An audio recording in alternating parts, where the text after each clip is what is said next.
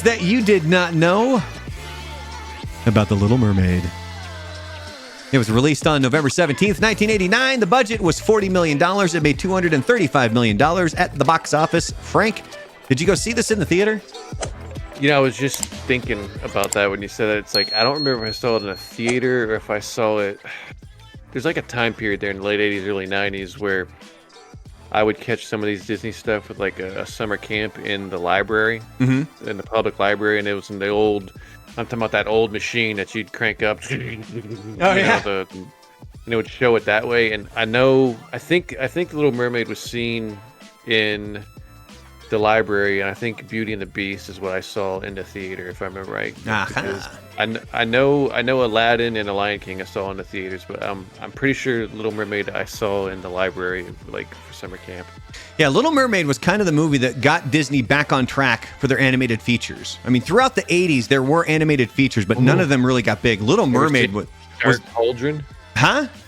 You ever seen The Dark Cauldron? Oh, absolutely. It's a great movie. Oh. That and The Great Mouse Detective. Like, those are great 80s cartoons. Those are great ones. But the problem is they weren't the big blockbusters. Dark. It started with Little Mermaid. Yeah, they were dark.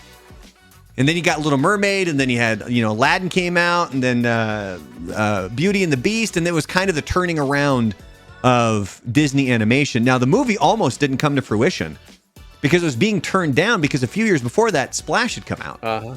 And they didn't want to have... Which Disney now owns. So.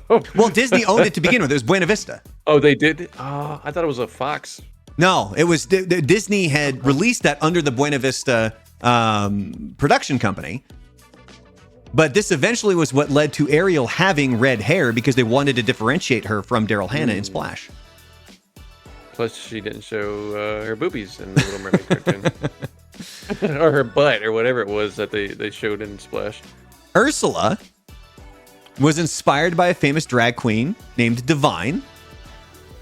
Hey, no one would have thought that, seeing her. And she unfortunately did pass away the year before the movie was released on March 7th. And the studio, do you know who they wanted to voice Ursula originally? I can't think of... I've like... Yeah, I see... Oh, there you go. Golden Girls. We did a Golden Girls connection. Yeah, there's a Golden Girls connection. Her agent was like, nah, you don't want to do that. So she ended up not voicing the character. Yeah, you don't want to work with Disney. Now, one of the larger studios of the time. How many tentacles does Ursula have? 10? Wasn't expecting 6. you to go that high. Yeah, it is 6. She's supposed to be a cicalia. Cicalia. Cicalia? Zevgo? Cicalia. God damn it. I forgot how to say the 6 stupid thing, but it's this. And they're supposed to have 8 tentacles and 2 arms. Sexy man. And I always forget how to say that stupid word, but they just did 6 tentacles because it was too expensive to animate all the tentacles. Now, on a side note, all of these bubbles were hand-drawn. They outsourced to Pacific Rim Productions because they wanted each bubble to be unique, so each one was drawn by hand. Pacific Rim? With the giant robots? Exactly. And Charlie Hunnam from Sons of Anarchy. There you go. It all comes back to SOA. Do you know who Ariel from The Little Mermaid was based on?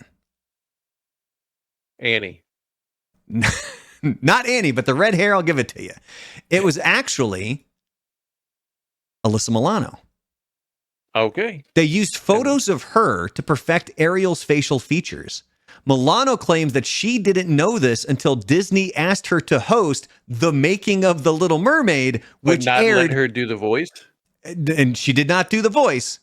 But she says that she claims that she didn't know that Disney was going to... Fuck. I was going to clip this for a short, and Frank's got to fucking interrupt me.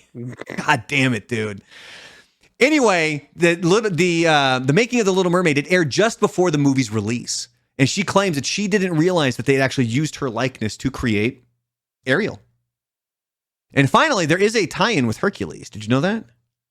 The cartoon or the... In both. Okay. King Triton. You know who he is, right? Mm-hmm. That is her dad. King Triton, his father is Poseidon.